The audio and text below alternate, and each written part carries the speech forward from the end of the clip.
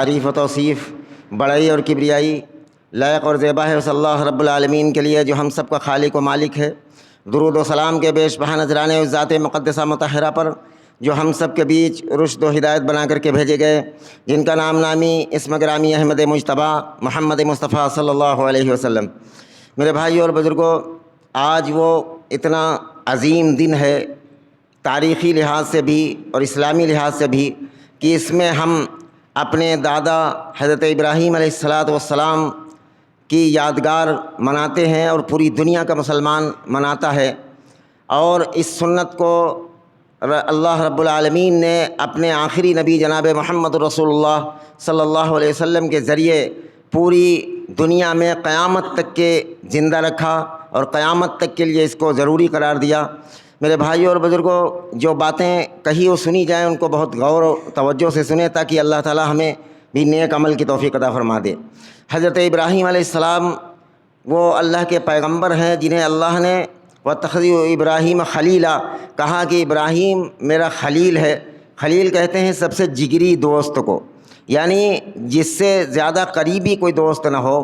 ویسے تو عام طور پر عربی زبان کے اندر رفیق کہتے ہیں دوست کو، لیکن خلیل اس دوست کو کہا جاتا ہے کہ جو دل کی گہرائیوں میں اتر چکا ہو۔ اسی لیے اللہ رب العالمین نے حضرت ابراہیم علیہ السلام کو اپنا خلیل کہا، انہیں خلیل اللہ کہا جاتا ہے کہ اللہ کا خلیل۔ تو ان کے بارے میں سورہ بقرہ کی آیت نمبر 124 پر اللہ رب العالمین نے فرمایا کہ وَإِذِ ابْتَلَىٰ إِبْرَاهِيمُ رَبُّهُ بِكَلِمَاتٍ فَأَتَمَّهُنَّ قَالَ إِنِّي جَاعِلُكَ لِلنَّاسِ إِمَامًا۔ اللہ رب العالمین نے فرمایا کہ وہ وقت یاد کرو کہ جب ہم نے ابراہیم کو چند کلمات میں، چند باتوں میں آزمایا اور وہ ہر بات میں ابراہیم کامیاب ہوا، ہر بات میں کھرا اترا، ہر بات میں اس آزمائش کو انہوں نے انجام تک پہنچایا۔ یہ حضرت ابراہیم علیہ السلام کی خصوصیت ہے۔ ربہ بکلمات فاتمہن قال انی جاعلک للناس اماما، اللہ رب العالمین نے کہا کہ میں نے تمہیں اگلوں کا امام بنایا۔ امام اس لیے بنایا کہ ہم سب کے آقا جناب محمد رسول اللہ صلی اللہ علیہ وسلم نے ابراہیم علیہ السلام کو اپنا باپ کہا ہے، تو اس لحاظ سے اور قرآن حکیم کے اندر ملت ابیکم ابراہیم ہوا سماکم المسلمین کہ ابراہیم علیہ یہ ملت ابراہیمی ہے جس پر ہم اور آپ قائم ہیں اور اللہ نے ہمارا نام مسلمان رکھا۔ تو فرمایا کہ قال انی جاعلک للناس اماما، کہ اے ابراہیم میں نے تمہیں اگلوں کا امام بنایا۔ تو ابراہیم علیہ السلام نے فوراً، ذرا بھی دیر نہیں لگائی، فوراً کہا ومن ذریتی، ابراہیم فرمایا کہ وَإِذِ ابْتَلَىٰ إِبْرَاهِيمَ رَبُّهُ بِكَلِمَاتٍ فَأَتَمَّهُنَّ قَالَ إِنِّي جَاعِلُكَ لِلنَّاسِ إِمَامًا قَالَ وَمِن ذُرِّيَّتِي قَالَ لَا يَنَالُ أَحَدِ الظَّالِمِينَ۔ فرمایا کہ اللہ میری ذریت کو، میری آنے والی نسل کو بھی امام بنانا۔ تو اللہ رب العالمین نے فرمایا کہ لا يهدي القوم الظالمین، سوائے ان لوگوں کے کہ جن لوگوں نے ظلم کیا لوگوں پر، ظالموں کے سوا میرا یہ عہد مضبوط ہے کہ میں تمہاری نسل کے لوگوں کو امام بناؤں گا۔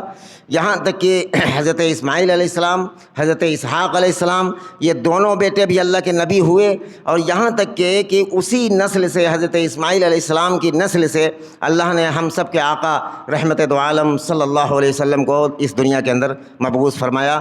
یہ حضرت اسماعیل علیہ السلام کی نسل در نسل چلی آ رہی محمد رسول اللہ صلی اللہ علیہ وسلم تک۔ تو شروع سے اللہ رب العالمین نے آزمایا۔ جب بچہ پیدا ہوا 83 سال کی عمر میں، 83 سال کی عمر میں 83 سال تک حضرت ابراہیم علیہ السلام نے دعا تک نہیں مانگی، اللہ کا در نہیں چھوڑا، اللہ کے در کے سوا کہیں اور جھکے نہیں، اللہ کا در چھوڑ کر کہیں اور پر ماتھا نہیں ٹیکا۔ 83 سال کی عمر تک کوئی بیٹا نہیں حضرت ابراہیم علیہ السلام۔ 83 سال کی عمر میں حضرت ابراہیم علیہ السلام نے دعا مانگی، رب ہب لی من الصالحین۔ یہ سورہ صافات کی آیت نمبر 100 ہے۔ تو فرمایا کہ رب ہب لی من الصالحین، اے میرے رب مجھے ایک نیک بیٹا عطا فرما۔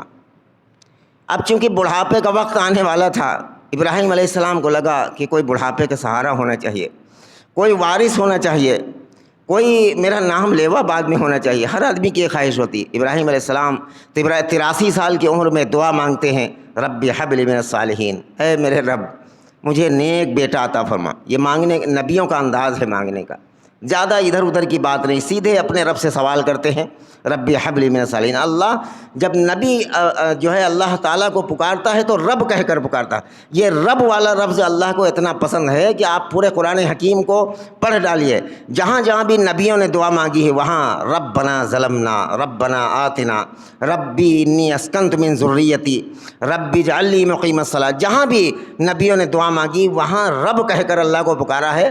اللہ کی رحمت جوش میں آتی ہے جب ربنا آدمی کہتا ہے، رب بھی کہتا ہے، تو فرمایا کہ رب حب لی من الصالحین، اے میرے رب مجھے ایک نیک بیٹا عطا فرما۔ فبشرناہ بغلام حلیم، اللہ رب العالمین نے فرمایا، یہ آیت نمبر 101 ہے سورہ صافات کی، فبشرناہ بغلام حلیم، تمہیں بشارت دی جاتی ہے ایک برداشت کرنے والے، ایک صبر کرنے والے اولاد بیٹے کی۔ اور حضرت اسماعیل علیہ السلام پیدا ہوتے ہیں، ظاہر ہے 83 سال کی عمر میں بہت دعائیں مانگنے کے بعد جب بچہ پیدا ہو، کتنی محبت ماں باپ کو اس سے ہوتی ہے۔ جب نا امیدی کا دور شروع ہو جائے، اس وقت اللہ رب العالمین کسی کو اولاد دے دے، اس وقت اس اولاد سے کتنا لاڈ و پیار کرتا ہے انسان۔ ایک دن حضرت ابراہیم علیہ السلام اپنے بیٹے اسماعیل علیہ السلام کا منہ چوم رہے تھے، اکیلے میں دلار و پیار کر رہے تھے۔ فرشتوں نے اس پر اعتراض کیا اور کہا کہ اے اللہ، آپ اسے اپنا خلیل کہتے ہیں اور دیکھو یہ بچے سے اپنا اتنا پیار کرتا ہے، لگتا ہے کہ کسی چیز کو اس سے زیادہ محبت نہیں ہے ابراہیم کو۔ اللہ نے کہا کہ اے فرشتوں، تم نہیں سمجھتے ہو، تم غلط سمجھتے ہو، ابراہیم میرا خلیل ہے۔ اور جس وقت اللہ کا حکم ہوا کہ اپنے اس بیٹے کو، پہلے نمبر پر تو یہ حکم ہوا جب بچہ دودھ پینے کی حالت میں تھا، میں نے جمعے کے خطبے میں اس کو بیان کیا تھا، تو کہا کہ ایک چٹیل میدان میں چھوڑا حضرت ابراہیم علیہ السلام نے، جہاں مکہ مکرمہ بسا ہوا ہے، وہاں پر اپنے بیوی اور بچے کو چھوڑا اور کہا ربنا انی اسکنت من ذریتی بواد غیر ذی زرع عند بیتک المحرم ربنا لیقیموا الصلاۃ۔ حضرت ابراہیم علیہ السلام نے دعا مانگی کہ اللہ میں اس غیر ذی زرع زمین میں اپنے بیوی اور بچے کو چھوڑ جا رہا ہوں آپ کے حکم کے مطابق۔ اور اتنا معصوم بچہ جو دودھ پینے کی حالت میں ہو، اسے ایک چٹیل میدان میں، جہاں ایک پیڑ تو چھوڑیے، گھاس غیر ذی زرع، قرآن کہتا ہے کہ وہاں ایک گھاس تک نہیں اگتا تھا، وہاں چٹیل میدان میں چھوڑ کر چلے جاتے ہیں۔ بیوی پیچھا کرتی ہے، کیا بات ہے، مجھے کیوں یہاں چھوڑے جاتے ہو؟ پھر آگے آ کر کہتی کیا میرے رب کا یہی حکم ہے؟ تو کہتے ہیں ابراہیم علیہ السلام بغیر اپنی بیوی کی طرف دیکھے ہوئے، اپنا رخ سیدھا کیے ہوئے ہیں، پیچھے مڑ کر نہیں دیکھتے کہ کہیں بیوی اور بچے کی محبت مجھے مجبور نہ کر دے اللہ کا حکم پورا کرنے کے لیے۔ تو کہتے ہیں ہاں میرے رب کا یہی حکم ہے۔ تو بیوی فرما بردار ہے، کہتی ہے تو پھر اللہ مجھے رہے گا اور برباد نہیں کرے گا۔ اور تھوڑی سی کھجوریں، تھوڑی سی ایک تھیلے میں پانی، ایک مشکیزہ چھوٹا سا، اور تھوڑی سی کھجوریں دے کر حضرت ابراہیم علیہ السلام واپس آتے ہیں۔ اور جب وہ کھجوریں اور پانی ختم ہو جاتا ہے، جب ماں کو کچھ کھانے پینے کو نہیں ملتا ہے، تو ظاہر ہے دودھ کہاں سے آئے، بچہ دودھ کہاں سے پیے؟ حضرت حاجرہ علیہ السلام اللہ علیہ خود بھوکی اور پیاسی، اور بچہ دودھ پیتے ہوا 6 مہینے کا ہوگا یا اور اس سے بھی کم ہو، یہ بہرحال مہینے کی تعداد اس میں نہیں ہے، تو بہرحال دودھ پینے کی حالت میں جب وہ ختم ہو گیا کھجور اور وہ پانی، تو حضرت حاجرہ ان کی والدہ نکلتی ہیں اور صفا پہاڑی پر جاتی ہیں۔ ایک مرتبہ دیکھتی ہے اسے کہیں پانی نظر آ جائے، مروہ پہاڑی پر جاتی ہیں، پھر بچے کی طرف جاتی ہیں۔ اللہ کو یہ ادا بچے کی محبت میں ظاہر ہے کہ اللہ ماں کے اندر وہ جذبہ محبت رکھتا ہے کہ اس کائنات میں، اس روئے زمین پر کہ کوئی سینے میں ایسا دل نہیں پھٹے جس دل میں انسان کی اتنی زیادہ بے لوث محبت ہو جتنی ماں کے سینے کے اندر ہوتی ہے۔ ماں تڑپ اٹھتی ہے، ماں دیکھتی ہے صفا مروہ، میرے بھائیوں جو لوگ حج کرنے گئے ہیں، عمرہ کرنے گئے، ان سے پوچھو کوئی اتنی قریب کا معاملہ نہیں ہے، یہ دوڑنا بہت بڑا کام۔ صفا سے مروہ، مروہ سے صفا، بار بار دوڑتی ہیں، بچے کی طرف دوڑتی ہیں کہ کہیں دم نہ نکل گئے ہوں۔ اللہ کو یہ ادا اتنی پسند آئی کہ اللہ نے ہمیشہ کے لیے ہر حاجی پر اس کو لازم قرار دیا۔ لوگ آج بھی حجاج کرام وہاں جو حج کرنے جاتے ہیں دوڑتے ہیں، جہاں حاجرہ دوڑی تھی اور جہاں جو ہے آہستہ آہستہ چلی تھی وہاں آہستہ آہستہ چلتے ہیں۔ اور یہ سنت کو اللہ رب العالمین نے زندہ رکھا، اور اسی کی برکت کی وجہ سے ہاتھ پیر پھینک رہے تھے حضرت اسماعیل علیہ السلام، بھوک کی شدت، پیاس کی شدت کی وجہ سے زبان اینٹھ رہی تھی۔ حضرت ابراہیم علیہ السلام اپنے ہاتھ پیر پھینک رہے تھے، اور ایک فرشتہ اسی وقت آتا ہے، اور جب آواز آتی ہے فرشتے کی، کوئی فرشتہ چھوٹا موٹا نہیں ہوتا ہے، جہاز سے زیادہ آواز ہوتی ہے فرشتے آنے کی، لیکن اللہ جسے سنا دے۔ فرشتہ اتر رہا، جب آواز سائیں سائیں معلوم ہوتی ہے، بخاری کے الفاظ ہیں، سائیں سائیں معلوم ہوتی ہے، تو اسماعیل علیہ السلام کی ماں حضرت حاجرہ اپنے ہونٹ پر انگلی رکھ لیتی ہیں، ایسے ایسے اپنے ہونٹ پر انگلی رکھ لیتی ہیں کہ خاموش، یہ کیسی آواز ہے؟ دیکھتے ایک فرشتہ نمودار ہوا، اس نے اپنا پر زمین پر مارا، جس کی وجہ سے ابراہیم علیہ السلام کے پیر کے پاس اپنا پر مارا، جس کی وجہ سے ایک چشمہ جاری ہو گیا، ایک فوارہ جاری ہو گیا۔ اسماعیل علیہ السلام کی والدہ حضرت حاجرہ اس کو جلدی اس کو اپنی میڑ باندھ دیتی ہیں کہ کہیں پانی بہہ نہ جائے، یہ بڑی قیمتی چیز ہے، کہیں بہہ نہ جائے۔ رسول اللہ صلی اللہ علیہ وسلم نے فرمایا کہ رحمہ اللہ ام الاسماعیل، اللہ اپنا رحم فرمائے اسماعیل کی والدہ پر، ان کی اماں پر، کہ اگر وہ اس کو مقید نہ کرتے، اگر اس کو میڑ نہ باندھتے تو ایک بہت بڑا چشمہ بن کر جاری ہو جاتا۔ اور اس زمین پر اتنا آج بھی وہ اللہ کا زندہ معجزہ ہے، کرشمہ ہے کہ پوری دنیا کے اندر اس کنویں کا پانی زمزم جاتا ہے اور کبھی ختم ہونے کا نام لیتا۔ اور جو دعا پڑھی تھی حضرت ابراہیم علیہ السلام نے اس کو ڈالتے وقت کہ اللہ مجھے میرے بیٹے کو پھلوں کی غذا عطا فرما، ربنا انی اسکنت من ذریتی بواد غیر ذی زرع عند بیتک المحرم ربنا لیقیموا الصلاۃ، اے اللہ، اے میرے رب، اس کی نسل سے جو اولادیں پیدا ہوں وہ نماز کو قائم کرنے والی پیدا ہوں۔ نماز اتنی اہم چیز ہے کہ ابراہیم علیہ السلام نے ہر موقع پر یہ دعا مانگی، رب اجعلنی مقیم الصلاۃ ومن ذریتی، اے اللہ میری نسل میں نماز کو قائم کرنے والے لوگ پیدا فرما۔ نماز آدمی چھوڑ دیتا ہے، قربانی 20,000 کے بکرے پر کرتا ہے۔ میرے بھائیوں، اس قربانی سے کوئی نتیجہ نہیں ہے۔ اس وجہ سے صحیح ابو داؤد کی روایت ہے، اول ما یحاسب به العبد یوم القیامہ فإن فسدت یفسد سائر عملہ وإن صلحت یصلح سائر عملہ، کہ پہلے قیامت کے دن بندے سے جو حساب ہوگا وہ نماز کا حساب لیا جائے گا۔ اگر نماز صحیح نکلی تو سارے اعمال صحیح نکلیں گے، نماز خراب نکلی تو سارے اعمال خراب۔ میرے بھائیوں، قربانی کرنا ہے بہت اچھی بات ہے، لیکن اس کے ساتھ ساتھ نماز کی پابندی اختیار کرو، جس کی دعا حضرت ابراہیم علیہ السلام نے بار بار مانگی ہے کہ اللہ میری نسل میں نماز کو قائم کرنے والے پیدا فرما۔ تو اس کے بعد جب وہ وہاں پر ان کے شادی ہو جاتی ہے حضرت اسماعیل علیہ السلام کی، وہاں پھر جو ہے انہوں نے 3 نکاح کیا، میں نے تفصیل سے پچھلے جمعے میں اس کو بیان کیا تھا۔ تو اس کے بعد اس سے پہلے جو واقعہ آتا ہے، ان کی شادی ہونے سے پہلے جو واقعہ آتا ہے تقریباً 13 سال کی عمر میں، وہ قربانی کا واقعہ ہے۔ اس سے پہلے جب اسماعیل علیہ السلام پیدا نہیں ہوئے تھے تو حضرت ابراہیم علیہ السلام کے ساتھ ایک اور مرحلہ پیش آیا۔ وہ یہ آیا کہ انہوں نے جب بتوں کو توڑ کر، بتوں کو توڑ کر اور بڑے بت پر کلہاڑا رکھ کر چلے آئے اور کہا کہ ان کو کس نے توڑ دیا؟ تو انہوں نے کہا کہ ان کے بڑے نے توڑا ہے، ان کے بڑے نے توڑا ہے۔ اس کے ہاتھ پر رکھ دیا، اس کے کندھے پر کلہاڑا رکھ کر حضرت ابراہیم علیہ السلام چلے آئے۔ تو اس کی وجہ سے لوگوں نے مشورہ کیا کہ آزر کا بیٹا جو ابراہیم ہے، اس کو میں نے ان کے خلاف بات کرتے ہوئے سنا ہے، بغاوت کرتے ہوئے سنا ہے۔ اعلان بغاوت تو چھپتی نہیں ہے کبھی۔ حضرت ابراہیم علیہ السلام بغاوت کر رہے تھے بتوں کی پرستش کے لیے، تو کہا لوگوں نے، میں نے سنا ہے۔ تو ابراہیم علیہ السلام کو لوگوں نے مشورہ کر کے، اور نمرود اس وقت کا بادشاہ تھا، اس نے یہ حکم دے دیا کہ لکڑیاں اکٹھا کی جائیں اور ایک بہت بڑی آگ جلائی جائے، ایک بہت بڑا آتش کدہ جلایا جائے، اس میں ان کو ڈال دیا جائے، اس کی یہ سزا ہے۔ آپ جانتے ہیں، واقعہ سنتے رہتے ہیں، ابراہیم علیہ السلام کو جب ڈالنے لگے تو اللہ نے فرشتوں کو بھیجا۔ ہوا کے فرشتے آتے ہیں اور کہتے ہیں اللہ کے خلیل، اگر آپ مجھے حکم دیں، میرے رب نے حکم دیا کہ میرا خلیل جو کہے وہ کر ڈالو، اگر آپ حکم دیں تو اتنی ہوائیں چلا دیں کہ یہ آگ سمندر کے کونے میں لگ جائے۔ کہا مجھے تمہاری مدد کی ضرورت نہیں ہے، حسبنا اللہ ونعم الوکیل، میرے لیے میرا اللہ ہی کافی ہے۔ اور اس کے بعد پانی کے فرشتے آتے ہیں کہ اللہ کے خلیل اگر آپ کہو تو اتنی بارش کر دیں، مجھے اللہ نے حکم دے دیا ہے تو یہ آگ سمندر کے کونے میں جا کر لگ جائے۔ کہا نہیں، مجھے تمہاری مدد کی ضرورت نہیں۔ حضرت جبریل علیہ السلام آئے تو حضرت ابراہیم علیہ السلام نے کہا کہ یہ بتاؤ جبریل، بھلا مجھے میرا رب دیکھ رہا کہ نہیں؟ لوگ مجھے آگ میں ڈالنے جا رہے ہیں، میرا رب مجھے دیکھ رہا ہے اس وقت کہ نہیں؟ اور وہ گوپیا بنا کر، جسے ڈھیکلی اپنے یہاں کہا جاتا ہے، گوپیا بنا کر اس میں ڈال کر اور دور سے کھینچ کر ڈالا گیا تھا حضرت ابراہیم علیہ السلام۔ اس آگ میں ڈالنے جاننے والے بچ نہیں سکتے تھے، اتنی دور تک اس کی لپٹیں جاتی تھی، اتنی بڑی آگ۔ تو کہا کہ میرا رب مجھے دیکھ رہا کہ نہیں، یہ لوگ آگ میں ڈال رہے ہیں؟ کہا ہاں بے شک اللہ دیکھ رہا ہے۔ تو کہا کہ اگر میرے رب کو ابراہیم کو اس آگ میں جلنا پسند ہے، اگر اللہ مجھے 7 بار پیدا کرے تو 7 بار بھی ابراہیم اسی آگ میں جلنے کے لیے تیار۔ یہ جذبات جس کے اندر ہو، کیوں نہ اللہ رب العالمین اس کے کوکھ سے، اس کے پیٹ سے ایسے بیٹے، ایسے اولادیں پیدا فرمائے۔ میرے بھائیوں جو جتنا مضبوط تعلق اللہ رب العالمین سے بندے کا ہوتا ہوا چلا جائے گا، وہ اتنی کڑی آزمائشیں بھی آئیں گی اور اتنی زبردست اللہ کی مدد بھی آئے گی۔ اور اس کے بعد جب یہ 13 سال کی عمر ہوتی ہے حضرت اسماعیل علیہ السلام کی، تو اس وقت یہ حکم ہوتا ہے۔ اور اس تعلق سے بہت سارا جھوٹ بولا گیا ہے۔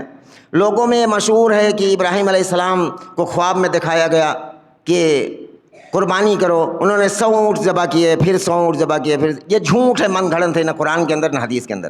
سیدھی بات یہ ہے، سورہ صافات کی آیت نمبر 100 سے لے کر 107 تک پورا یہ واقعہ پس منظر بیان کیا گیا ہے۔ رب حب لی من الصالحین فبشرناہ بغلام حلیم۔ جب بچہ فلما بلغ معہ السعی، جب بچہ بالغ ہوا اور ساتھ میں چلنے والا ہوا، ظاہر ہے 12-13 سال کی عمر میں باپ کو سب سے زیادہ محبت ہو جاتی ہے بیٹے۔ جب کوئی کام کہتا ہے باپ، وہ بیٹا تھوڑا سا کام کر دیتا ہے، کوئی چیز اٹھانے کو کہتا ہے اٹھا دیتا ہے۔ اس وقت کتنی باپ کے اندر محبت ہوتی ہے، یعنی میرا بیٹا کام کرنے کے لائق ہو رہا دھیرے دھیرے۔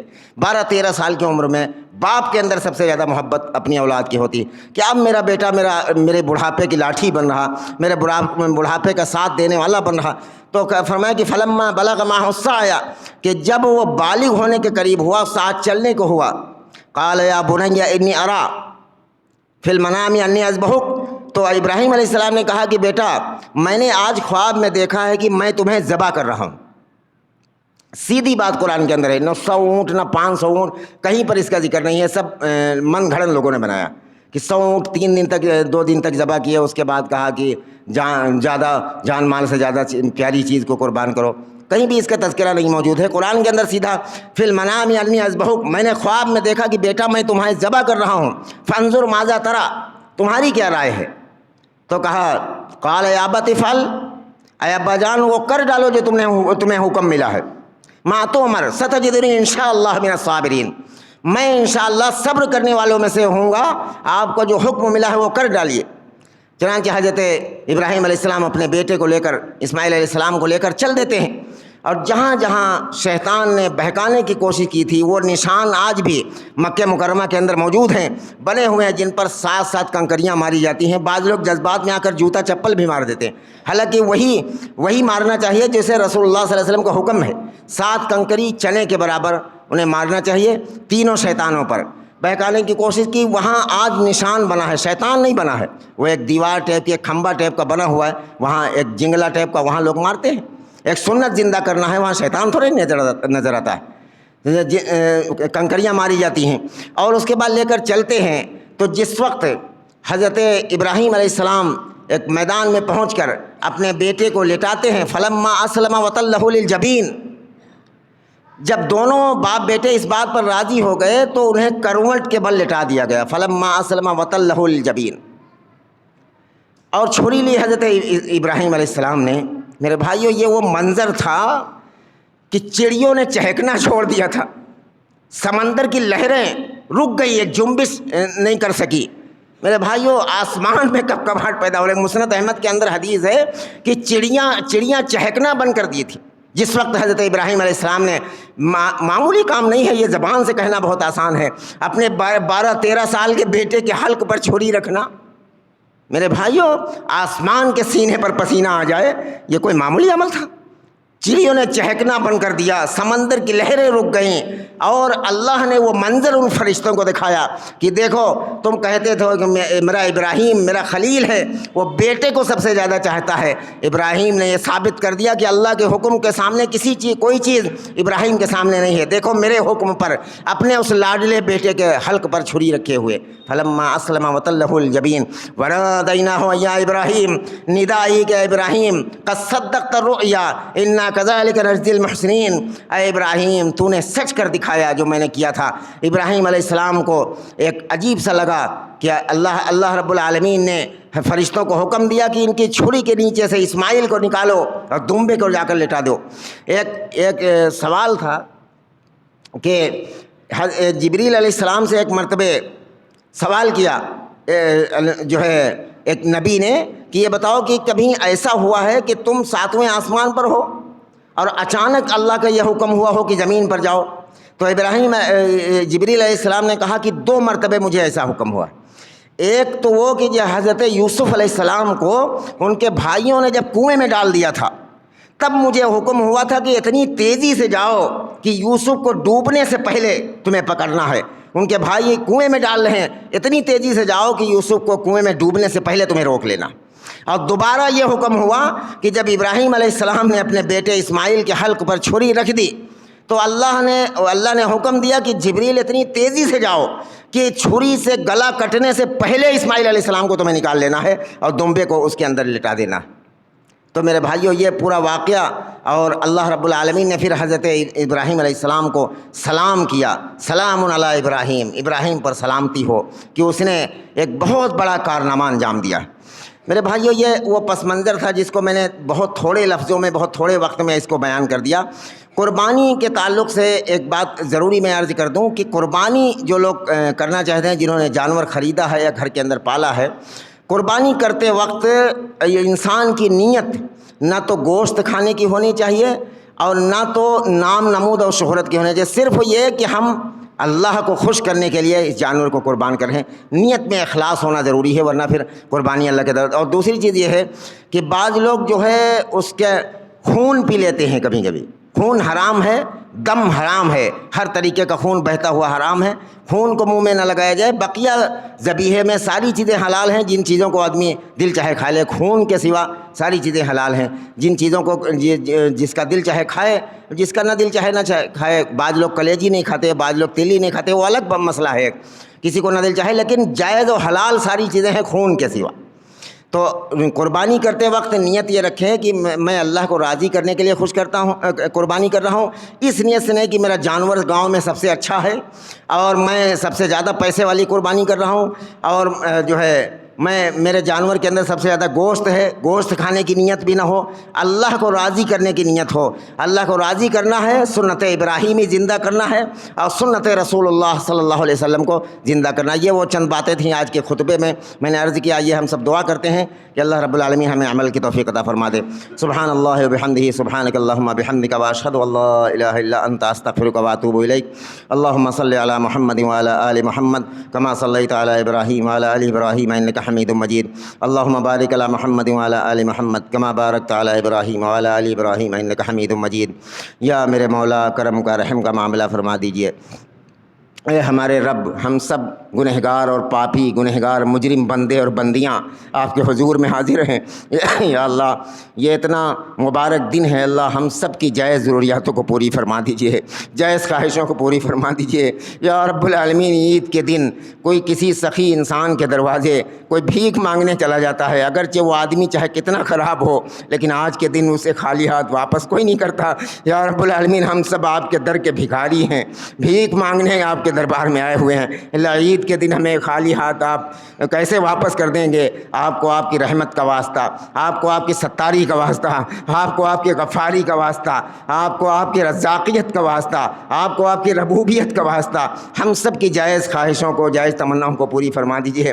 یا رب العالمین جو جس لائن سے پریشان ہے, کوئی بیماری کے لائن سے, کوئی کاروبار کے لائن سے, اللہ سب کی پریشانی کو دور فرما دیجیے.